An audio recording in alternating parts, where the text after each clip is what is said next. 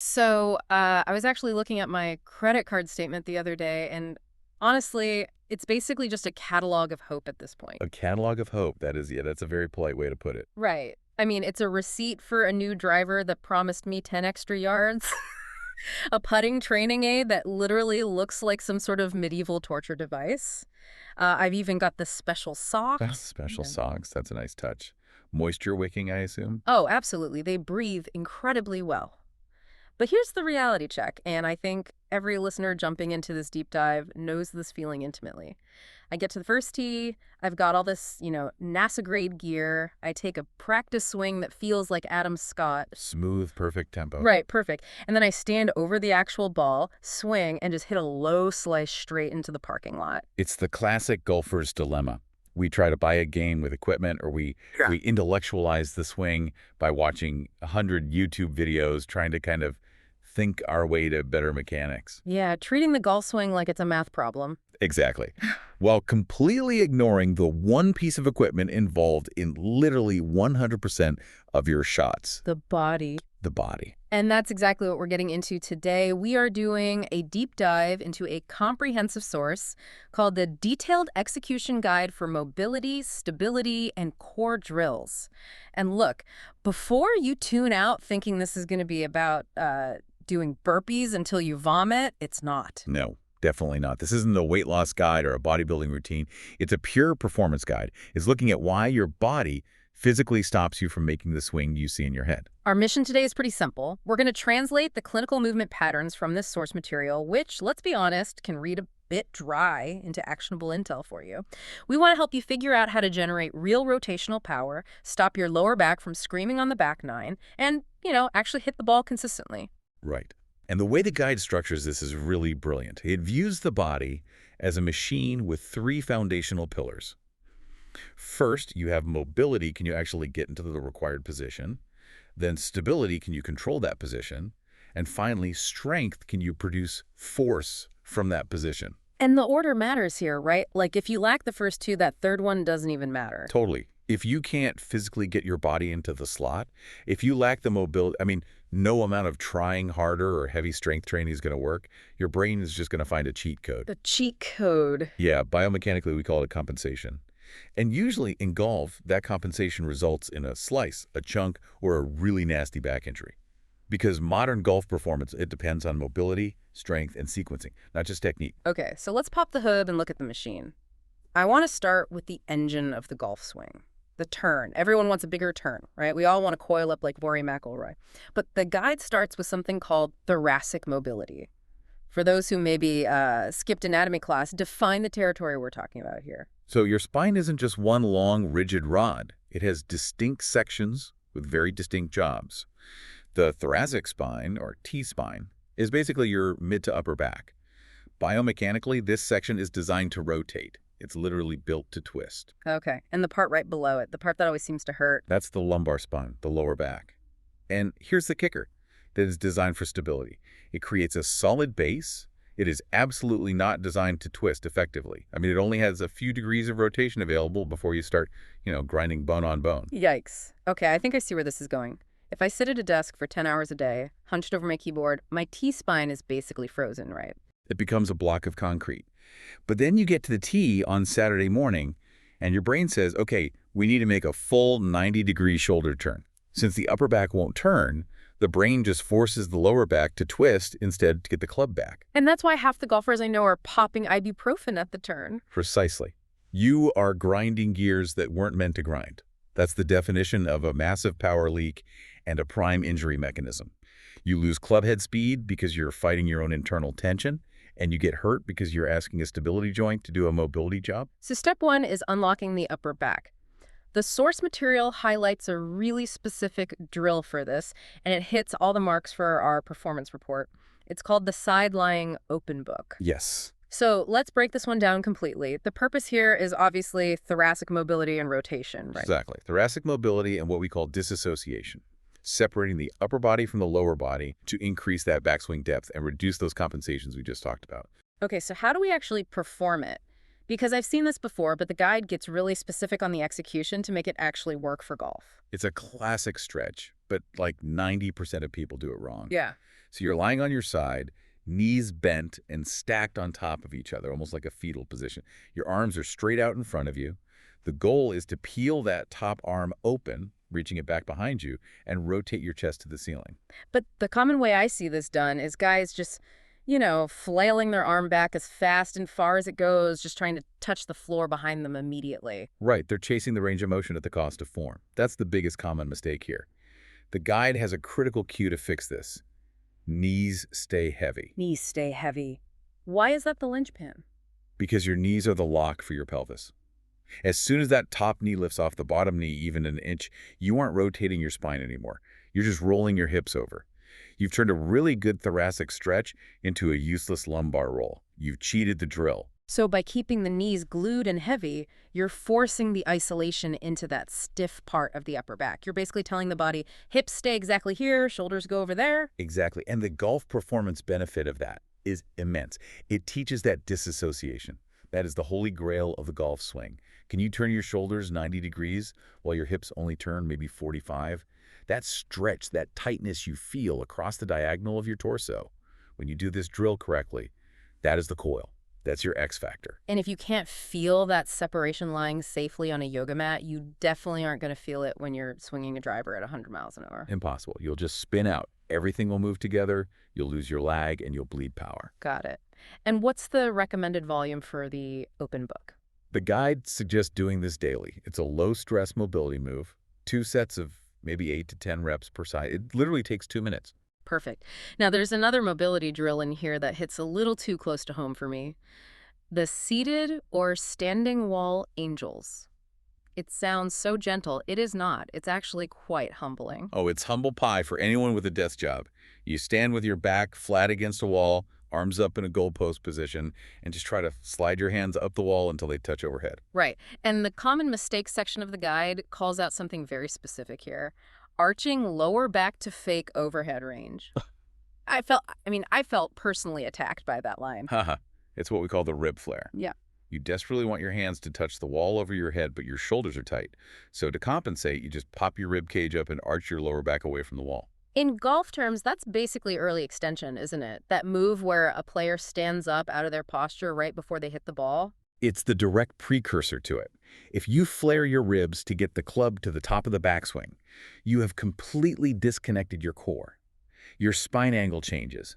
And if your spine angle changes going back, you have to compensate on the way down, usually by standing up and just flipping your hands at the ball to save the shot. So the cue in the guide is ribs down. Ribs down. You have to fight to keep your lower back flush against that wall while you reach up. That tension you feel, that's your core fighting to maintain posture while your limbs are moving. That is the exact feeling of staying in your posture during a golf shot. Okay, so we've established we need a mobile engine. We need to be able to turn without cheating. But, and this is big, but a Ferrari engine in a Honda Civic with bad brakes is just a disaster waiting to happen. You need control. You absolutely do. And in biomechanics, especially for rotational sports like golf, we talk a lot about anti-rotation and anti-extension. Explain that for me, because golf is literally a rotational sport. Why on earth do I want anti-rotation? That sounds completely counterintuitive. It does sound weird at first. But to transfer energy efficiently, you have to be able to stop. Think of a whip. The handle has to come to a sudden stop for the tip to violently accelerate. In the golf swing, your core needs to be stable enough to resist the massive forces you're creating. You need to be able to slam on the brakes with your body so the energy fires into the ball, not just haphazardly into your spine. This brings us perfectly into the stability and balance section of our report, controlling the motion. And the absolute headliner drill here is the dead bug, which, by the way, is my favorite name for an exercise ever. It's a great name, but the dead bug is so misunderstood. You see people doing it in the gym, flailing their arms and legs like a dying insect, hence the name, but they do it way too fast and loose. They look like they're swimming on their back. Right. So let's detail this one for the listeners. Exercise name, dead bug, purpose. The purpose is core stability, specifically anti-extension. It trains you to keep your spine totally neutral while your limbs are moving. Okay. How to perform it. Let's walk through the setup. You're on your back, knees up at 90 degrees like you're sitting in an invisible chair, arms reaching straight up to the ceiling. And then you extend one leg out straight, hovering just above the floor, and reach the opposite arm back over your head. And you do it slowly. The guide's specific cue here is tension without rigidity. That's a really nuanced phrase. What does tension without rigidity mean for a golfer standing over a 7-iron? It means bracing your core without holding your breath. A lot of amateurs, when they try to hit the ball hard, they hold their breath and clench their jaw and their neck. That creates rigidity. Can't swing fluidly if you're rigid. You need to be able to breathe comfortably behind the shield of your engaged abs. Got it. And the golf performance benefit of the dead bug. It builds the core stability needed for the transition and impact. It teaches your spine to be the quiet eye of the storm while your arms and legs are swinging at high speed. And the common mistake to watch for, I'm guessing it goes back to the wall angel stuff. Exactly the same theme, arching the lower back. As you extend that heavy leg out, the weight of it pulls on your pelvis. If your abs are weak, your back will peel right off the floor. And if that happens, you've lost the integration. Yeah, you're just exercising your hip flexors at that point. If the spine changes shape during the dead bug, it means your spine will change shape during your downswing. Power leaks and back pain begins. Okay, what about volume for this one? This is great for activation before you practice or play, or as part of a strength routine. 2 to 3 sets of 8 to 10 reps per side. Okay, so that handles the front of the core, but the golf swing happens in 3D. We need to talk about the sides. The guide puts a heavy emphasis on the side plank rotation. Yeah, this targets the obliques and the quadratus lumborum, basically your lateral chain. Why is lateral stability so key? We talk so much about turning, not side bending. Actually, there is a massive amount of side bend in a good swing. When you impact the ball, your trail shoulder is much lower than your lead shoulder. You are crunching that right side if you're a righty. Plus, in the transition, when you shift your pressure from the trail foot to the lead foot, your lateral muscles are what stop you from swaying or sliding past the golf ball. So this drill where you're in a side plank and you rotate that top arm under your torso and back up, it's training that transition phase. Yes, it's training dynamic stability. You're moving, but you're forcing your core to hold the plank. The guide warns against hips dropping. If your hips sag toward the floor when you rotate your arm, it means your lateral chain has just failed. Which, in a real swing, translates to, what, a slide? A slide, or the dreaded sway. You lose your axis. Look, if you can't hold your hips up in a simple plank, you definitely can't hold your axis stable when you're unwinding a driver. You'll just mush into the ground instead of snapping up and through the ball. That's a great visual. Mush into the ground. I think I've definitely mushed a few times in my life.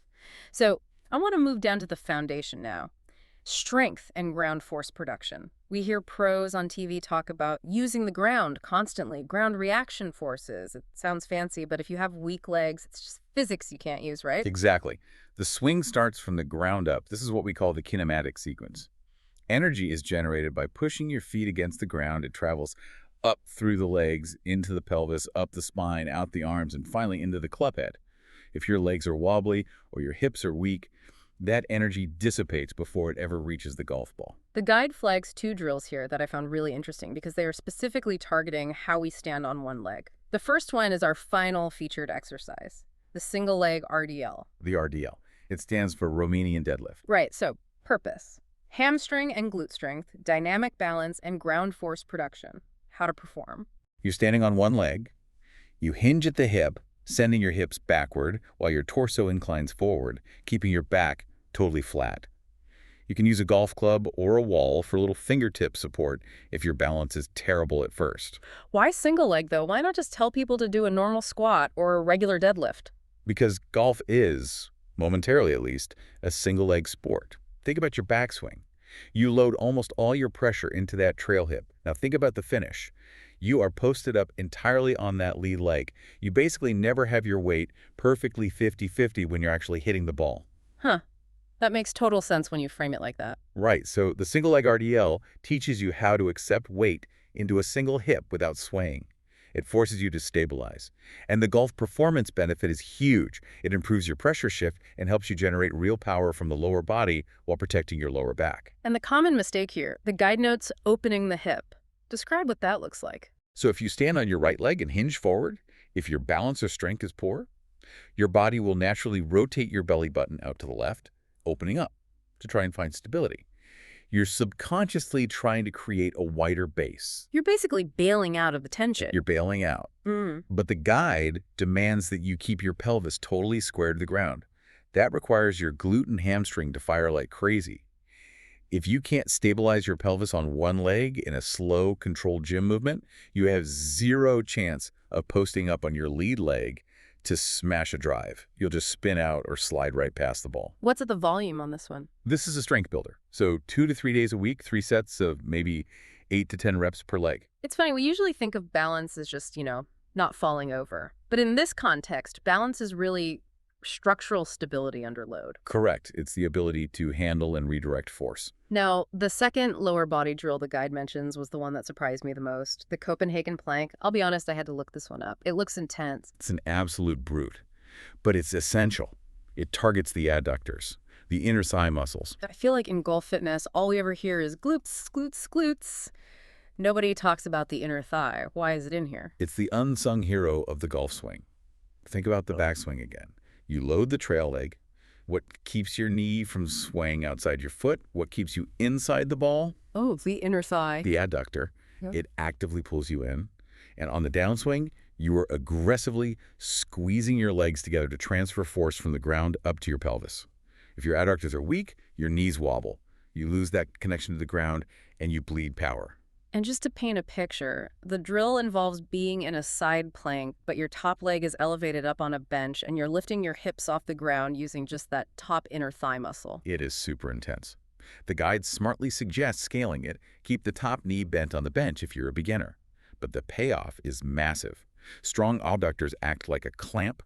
They solidify your base so the upper body can whip around it aggressively. Okay, so let's summarize the blueprint here. We've got a mobile T-spine to create a big turn, a stable core to break and transfer that energy, and strong hips and adductors to use the ground. That's the machine operating at 100%. But, and here is the question every single listener is asking right now. I have a full-time job, I have kids, I barely have time to play 18 holes on a Sunday, let alone train like an Olympic athlete. How do we actually integrate this simple training into a weekly routine without getting divorced or fired? Fair question. This is where we have to be strategic. The guide isn't asking for an hour a day. Like we said, fitness for golf isn't about bodybuilding. It's about movement quality. We can break this down into a very easy schedule. Okay, let's build this out. What is the daily minimum? The I have 10 minutes before bed routine. 10 minutes is plenty. You can literally do this in your pajamas on the living room floor. You focus purely on mobility. I'd pick 3 things to grease the groove. First, the Cat-Camel. That's the hands and knees spine stretch, sponge. right? Arching and sagging the back. Right. It just gets the spine moving segment by segment. Then do the thoracic open books we talked about. Unglue that upper back. And third, maybe add in some simple neck rotation stretches. Wait, neck rotation? We haven't mentioned the neck at all. Think about it. In a full golf swing, your shoulders turn 90 degrees, but your head has to stay relatively still looking at the ball. That requires a massive amount of neck mobility. If your neck is stiff when your shoulders turn, they'll literally pull your head right off the ball, or you'll strain a muscle trying to fight it. That's such a great point. Okay, so 10 minutes of mobility daily. What about pre-round? Because usually my pre-round activation is sprinting from the parking lot to the first tee and taking 2 vicious practice swings with a 7-iron. Which is exactly why your first 3 holes are usually a disaster. You need to wake up the neural connections. Balance and activation before practice or play. What's the specific prescription there? Wake up the brakes in the engine. Do a quick set of dead bugs right there on the grass. Wake up the core. Tell your brain, hey, we need to stabilize the lumbar spine today. Then do some glute bridges. Ribs down, glutes up. Exactly. It sets your neutral posture before you even touch a golf club. You aren't trying to build muscle on the first tee. You're activating the pathways. You're priming the system to fire correctly. And then the heavier stuff, the 2 to 3 strength sessions weekly, that's where we plug in the single leg RDLs and the Copenhagen planks. Yep. 2, maybe 3 times a week in the gym. And you don't need massive weights. You just need consistency. Because look, if your T-spine is tight on Tuesday, but you stretch and it's loose on Saturday, you're basically bringing a completely different body to the golf course each time. That guarantees inconsistent timing. Wow. That's a really profound realization. We constantly blame our swing mechanics, but maybe we're just swinging with a fundamentally different body every time we play. Exactly. Training is about removing variables. It's about creating a predictable, reliable machine so you can actually trust the swing you've built. I want to touch on one more thing that the report highlighted, consistency under fatigue. We've all been there. You're having a great round, and then you just completely fall apart on the 16th, 17th, and 18th holes. How do these specific drills help prevent that late round collapse? Because fatigue absolutely destroys posture. When your core gets tired around hole 15, you naturally stand up out of your posture. When your legs get tired, you start sliding instead of rotating. By building strength in the adductors, the glutes, and the core, specifically with these drills, you're building endurance. You're ensuring that your body can hold its precise angles on the 18th tee just as well as it did on the first tee. That's how you close out a round. We've covered a ton of ground here, but if we zoom out, the final performance message is really about efficiency, isn't it? It is. Golf fitness is not about getting huge. It is about moving efficiently, creating speed effortlessly, and staying pain-free so you can play your best golf for decades. It's about not fighting your own anatomy. Before we wrap up, I want to circle back to something you alluded to earlier, and I want to leave the listener with a final thought to really chew on. We spend so much time and money trying to fix our ball flight with swing thoughts. Swing inside out, close the club face, drop it in the slot. Right, the endless search for the magic mechanical tip. But here is a provocative thought for you listening right now. Most golfers spend years, literally years, trying to fix a slice. They are convinced it's a path issue. They think it's a lack of skill. But what if your slice has absolutely nothing to do with your intent? What if your thoracic spine is so permanently tight from sitting at a desk that your right shoulder physically has to come over the top just to get the club back down to the ball? So you're saying you might be physically incapable of swinging from the inside? Correct. If your upper back can't rotate, you have to chop at it with your arms. Your body gives you no other geometric choice. So the fix for your 10-year-old slice might not actually be found on the driving range, beating hundreds of balls and getting frustrated. The fix might be on your living room floor, doing a simple open book stretch for 5 minutes a day. That is a complete game changer. Stop fighting the golf swing and start fixing the physical restriction. It's the highest return on investment you can make in your game. Yep. And honestly, it's free. Well, there you have it. That concludes our deep dive into the golfer's body and this incredible execution guide.